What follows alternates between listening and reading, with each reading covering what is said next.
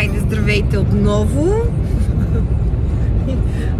Така, ако не се познаваме, Антоана се казвам и снимам, ако случайно ходя някъде. И днес с моето приятелче Мишето тук решихме да ходим на коледен базар в Брюж. Слушаме коледни песни в колата, ще идем да хапнем нещо, ще пинем едно кафенце, ще се снимаме и ще се приберем вечерта в Холандийка.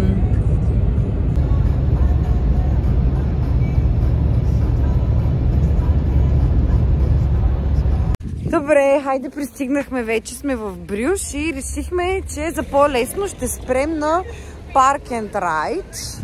Оставихме колата, за да не ходим в центъра с нея и да се чудим къде да я паркираме, че е доста голяма. Ние не сме най-добрите от паркирането. Паркирачки. И сега сме на около 20 на минути от центъра и отиваме вече да ядем. Нямаме търпение. И да пишкаме. И е супер студено. В момента е 0, сигурно. 0 градуса. Ето ни в автобусченцето. Трябва да сме изпуснали, защото пише, че в Брюж. Ами, много интересна възрастова група има в нашия автобус. Не се дали няма някакви събития край.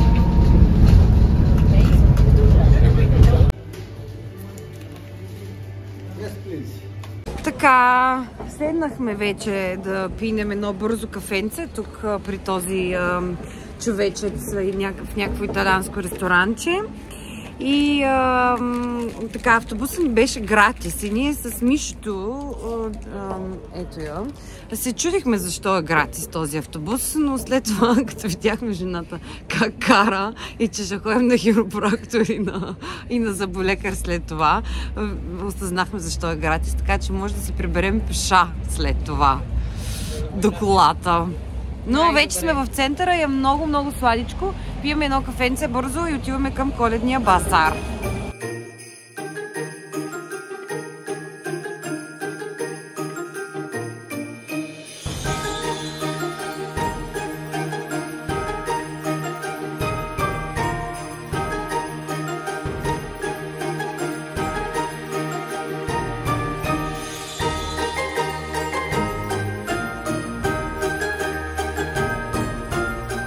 Влезнах в някакъв коледен магазин и тя сега е като не видяла. И аз не обичам Коледа, но много обичам коледни базари и коледна украса. И този магазин наистина е супер сладичък.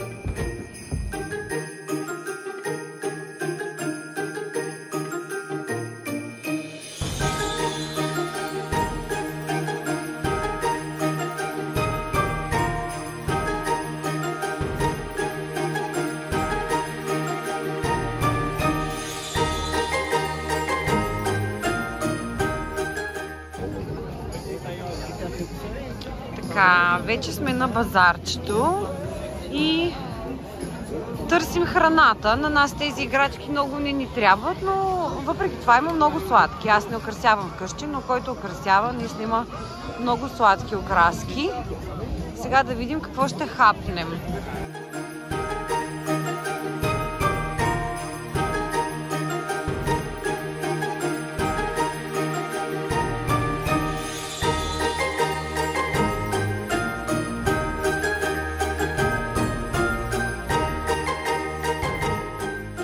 Нямаше как да дойдем до Белгия без да хапнем една белгийска гофрета. Гадно, не гадно, ще се жертваме.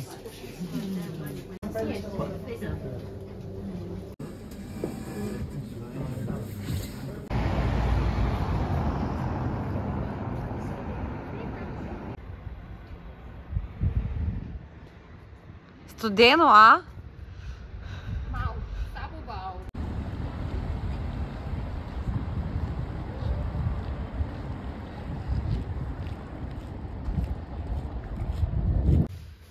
Влезнахме сега в някаква галерийка.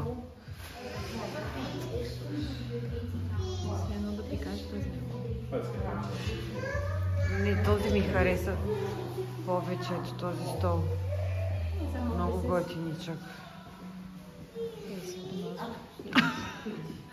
Също така се чудим защо в Брюж, Белгия, има толкова много италиански ресторанти. Сигурно видяхме 40 днес. Някой има ли отговор на този въпрос?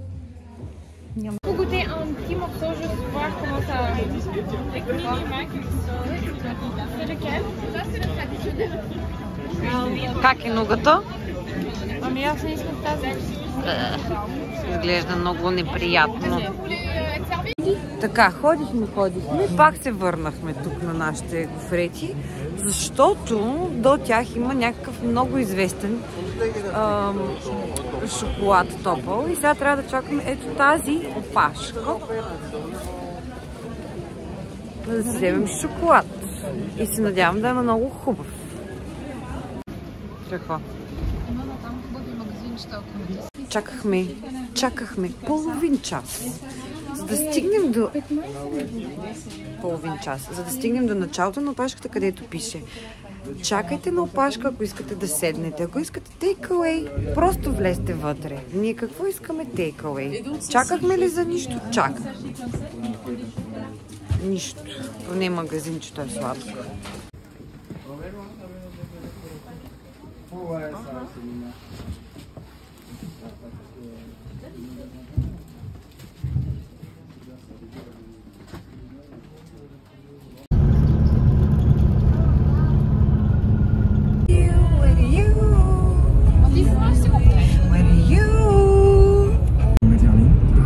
Нашият къс трип в Брюж приключи и се отправяме отново към Холандийка. Взела съм си чипсченце и нея ще я храня, ще се дърдоркаме и се прибираме на топло вкъщи, защото се намръзнахме в този град. Overall experience, Мише, колко ще дадем на Брюж? 9 от 10. 9 от 10. Много сладко градче, наистина.